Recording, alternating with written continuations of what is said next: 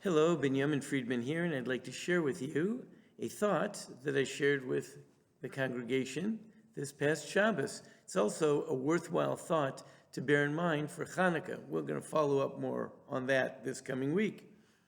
The very first word of Parshas Vayishlach says Vayishlach, and Yaakov sent. And Rashi says he sent, it says malachim.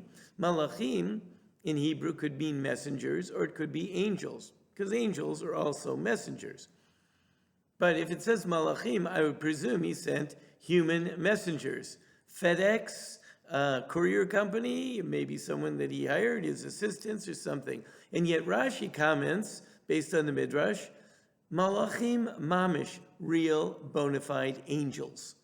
Strange. Yaakov sends out real angels? Since when is Yaakov dispatching angels to do his job? I mean, after all, we live in a natural world, and the adage we live by is Ein Somchin al Hanes. We don't rely on miracles. We don't dabble in those other realms. If God wants to do a miracle, he does a miracle.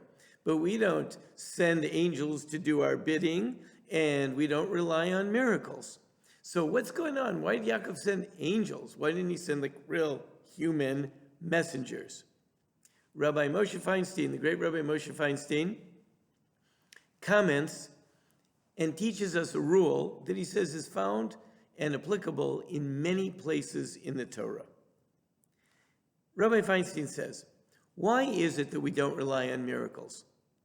We don't rely on miracles because we don't want to rely on things that would force God to do something very overt, extraordinary, just for me. To force God to do something out of the ordinary just for me is not appropriate. So, the famous story, the guy's on the roof, there's a flood, boat, I send a boat for you and all that. So to force God to do a miracle for me is inappropriate. However, says Rabbi Feinstein, that's only true of people who believe that there is a nature, ordinary, and therefore, when certain miraculous things happen, they are extraordinary. But there are other people in this world. Yaakov Avinu, our patriarch Yaakov, for example, is one of them. Now, Yaakov is not the only example, because it could be true even of you and me. But Yaakov was certainly a person that understood that miracle and nature are really, the boundaries are artificial. Who says that there are such boundaries? Yaakov understood that the fact that the rock is hard is itself a miracle. Who says rocks should be hard? Maybe rocks should be soft. Maybe water should come out of rocks. But God says water doesn't come out of a rock. Usually. But if he decides that water will come out of a rock, he'll have water come out of a rock. There's something called gravity. I pick up my yarmulke and I drop it. Boom, it went down. Boom, it went down. Boom, it went down. What if this time I drop it? How many people want to bet that it's going to go up? Want to bet? I'm not going to try it.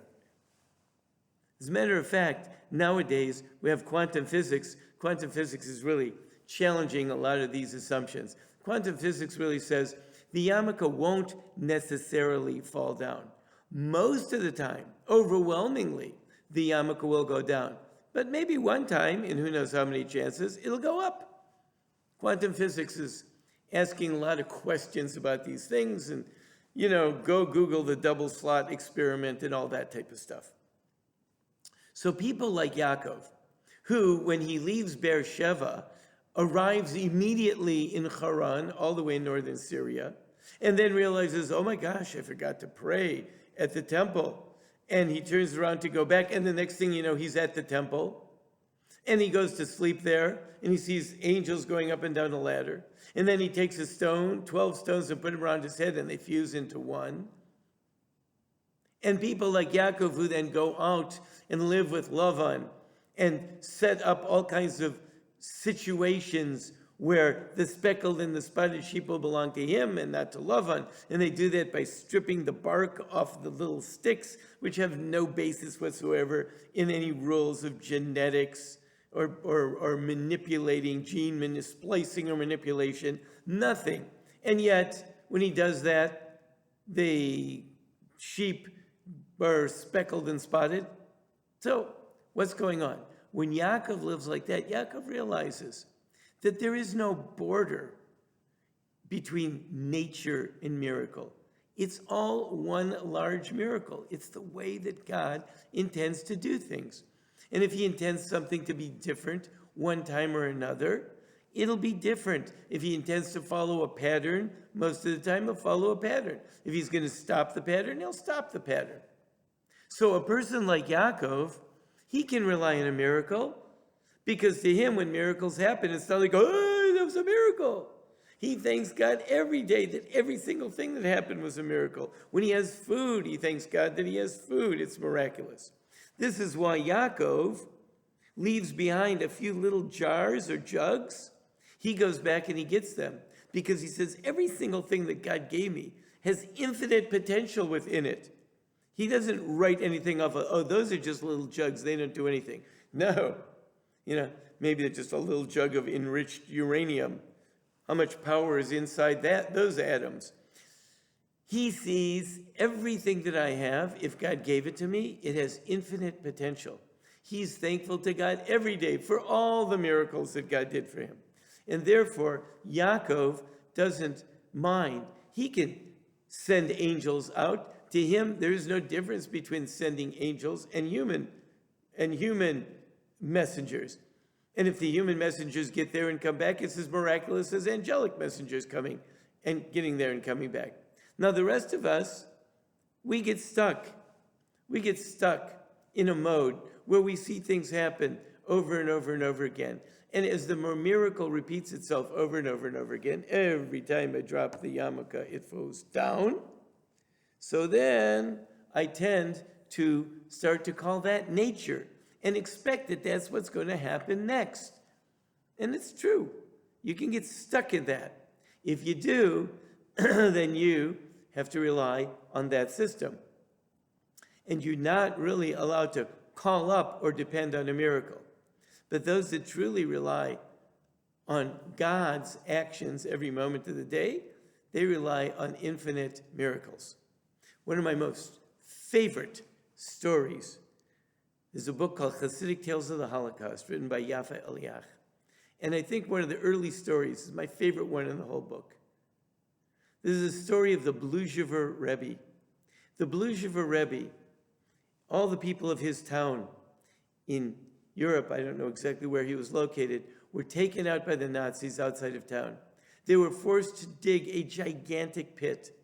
They were all lined up next to the pit, and they were going to be machine gunned, dead, murdered, massacred, and their bodies would fall into the pit. The Blujever Rebbe is standing at the edge of the pit. He's experiencing his last moments. Standing next to him is an atheist in the town, an atheist. And the atheist says to him, "Where's your God now, Rebbe? Where is he? Look what's happening to all of us. They're going to kill all of us. What's happening? Where's your God?" The Blujever Rebbe turns to him and he says, "When I say jump, we're going to jump over the pit and we'll run away." The guy said to him, "Rebbe, you're insane. Look at how huge the pit is. No human being can jump across a pit that large." The Rebbe said, "When I say jump, we're going to jump." He says, "You're crazy." The Rebbe said, "Remember, when I say jump, we're going to jump." The Nazis gave the order to begin shooting. The Rebbe screams, "Jump!" They jump over the pit, and they run, and they run, and they run, and they run, and they run, until finally they're deep into the woods, and they drop down exhausted. When they finally got themselves back together, the fellow says to the Rebbe, "Rebbe, that was a miracle. How did that happen? How did we jump across that big pit?"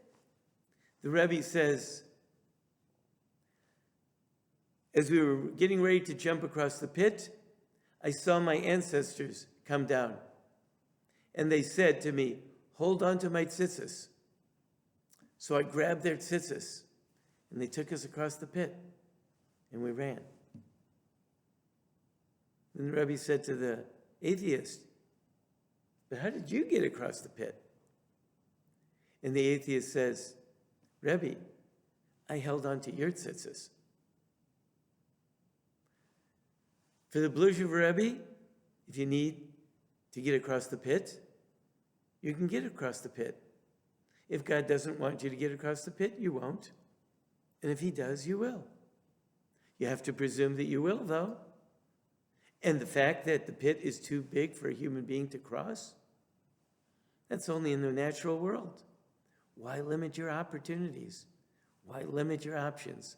Why limit your horizons? Why not believe that God's world is open before us and he can give us tremendous powers and abilities to accomplish tremendous things instead of living inside a self-limiting worldview?